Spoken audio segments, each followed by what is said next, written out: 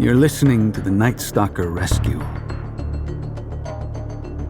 Episode 9.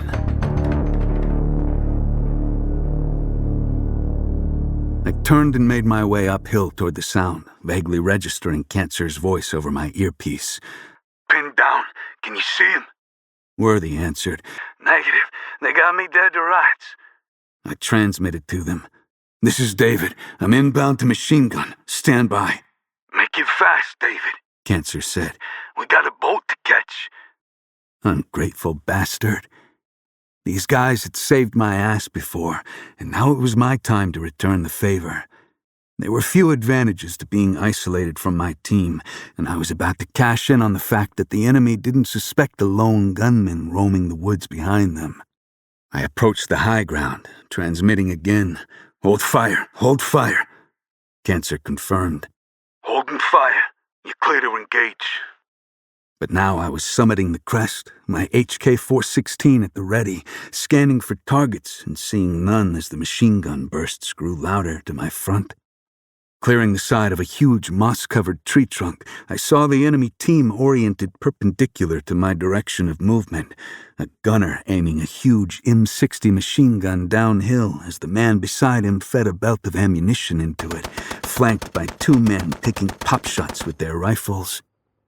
Setting up on the left side of the trunk, I readied my carbine to eliminate a threat that had no idea they were about to die. The era of a fair fight had ended, in my mind, with the departure of muskets from both sides of a battlefield. After that, warfare had become on the surface what it had always been to those who knew it, a free-for-all of might, tactics, and sheer audacity, where the victor wasn't the most noble, only the most prepared, and in many cases, the luckiest. Now I paused to take careful aim. I wasn't interested in finding out the hard way that anyone in this crew was high on meth and therefore endowed with superhuman strength. I centered my reticle on the back of the machine gunner's head, a single puff from my suppressor causing the view to be clouded with pink mist before I drove my aim to the man feeding a belt of ammo into the beast. He was turning his head toward his gunner, now slumped dead with his brain matter frying on the scalding barrel. I drilled around through his temple, and that was the end of any surprise I'd achieved by appearing unnoticed. The first surviving fighter to realize what had happened whirled toward me, twisting on his side to take aim. This was no time for precision fire, and I sent a half-dozen rounds toward his form on the ground. The first bullet struck his pelvis, a heinous cry going silent as the remainder stitched up his midsection until the final round pierced his sternum head-on. I heard a burst of rifle fire, the sudden crack of a bullet piercing the still air next to my head serving as the second indication that I needed to get out of sight. Tucking my body behind the tree, I ducked to a knee and emerged from the opposite side, trying to dial in the last remaining fighter. My view was of bushes and ferns, though to rise any higher would expose me to the continued gunfire from a man who was now shouting at the top of his lungs in words I didn't understand, a stream of Tausug in angry and panicked response to his teammates' sudden deaths. I aimed toward the noise, unleashing a spray of single shots through the foliage in the hopes that one would connect. I never found out if I'd succeeded, but the gunfire stopped, and along with it, the shouting, the latter ending in a cry that trailed off miserably. He could have been wounded, dead, or merely given up, and I didn't bother sticking around to find out which. In the current circumstances, I felt confident that whatever the outcome, he wasn't going to valiantly recover the machine gun and begin re-engaging my team. I scrambled off the ridge, descending toward the low ground as I transmitted. "You're clear. Get moving." Cancer responded. Copy. We're picking up. I plunged into the low ground, my boots pounding against the jungle floor as I fought my way northward. "I should be catching up soon," I transmitted. "Moving due north in the low ground. Try not to shoot me." Riley answered. Keep coming.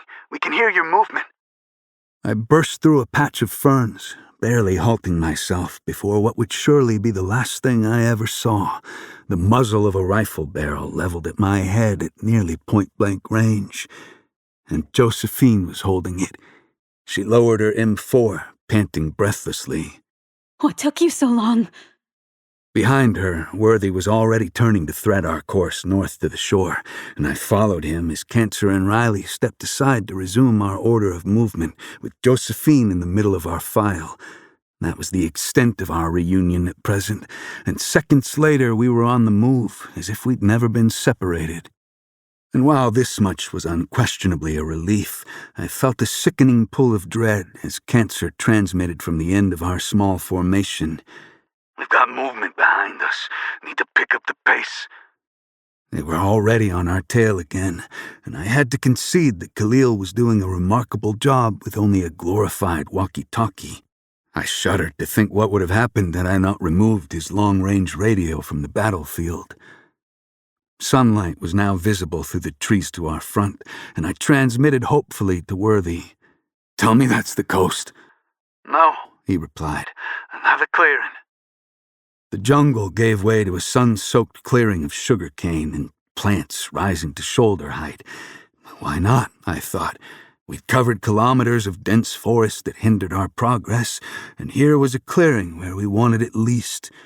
The enemy didn't need to overrun us here, only wait at the forest edge and let the movement of brush in the clearing guide their shots. But we had no time to reconsider or circumnavigate this exposed area. We were running perilously low on ammo and water, our collective exhaustion rising with each passing minute. So we plunged into the green swath of plants, pushing hard through the whipping stalks and leaves, hoping to minimize our exposure time with speed. It almost worked. We'd reached the far edge of the clearing before we heard shots break out to our rear. Bullets hissed and snapped through stalks of sugarcane, and the moment Worthy and I reached the jungle, we took up firing positions to cover our remaining teammates as they made their way toward us. I couldn't distinguish any fighters at the far side of the clearing, and instead pumped rounds at likely enemy positions as Josephine ran between Worthy and me, followed by Riley. Kasper was last, and had just plunged past me before his body jolted with a bullet impact. He stumbled forward and fell, crashing to the earth with a bloody wound below his right shoulder blade. Riley descended upon him as Josephine took cover to return fire. By the time I skidded to a halt and knelt beside Kasper, he was rolling to his side, pushing Riley away. "Get off me! I'm fine!" Riley's eyes met mine, the relief evident in his face. "Had to be a ricochet or he'd be bleeding out now. He can move." "Worthy," I shouted, "let's go." He stopped shooting, glancing to me in confusion. "Ricochet," I explained. "Josephine, you're on casualty transport with Riley. I'll pick up trail." The low ground ended suddenly in an uphill slope, the worst possible scenario for a casualty, however minor. Worthy led the way unhindered, while Kasper limped painfully, arms slung around Riley and Josephine as they struggled to assist him up the slope. There was no time to stop or even think. The leaves and branches were whipping across our faces, but we forced our way uphill regardless. There was no time for hesitation, no chance to second-guess our decision. With the entire U.S. military descending on this island, there was no question what would happen if we were captured, because despite the translation of us.Sign, bearers of the sword, the preferred instrument of their trademark decapitation was a knife, making the process as gruesome as possible. The men chasing us would put the blade to our throats before any rescue was possible and document the proceedings on video to herald their victory to the terrorist world at large. Now the last person in our formation, I could hear men crashing through the brush behind us, shouting to one another and following our course uphill as they cleared the field in waves. I couldn't yet see them, but they were close enough for me to feel a compelling need to pause periodically, laying down a half-magazine of single shots toward the sounds of rustling brush and enemy voices before catching up with my teammates. I transmitted to Ian, "Angel 1, we're moving up high ground, coming in hot toward the shore. Be advised we've got the Mongolian horde on our tail." The Night Stalker Rescue is a production of Fathom Curve Media. Written by Jason Kasper, performed by Justin Price and Tara Novi. Sound design by Darren Bowling. Casting and original recording by Audio Sorceress. Produced by Andrew Watts for Fathom Curve Media, an imprint of Severn River Publishing.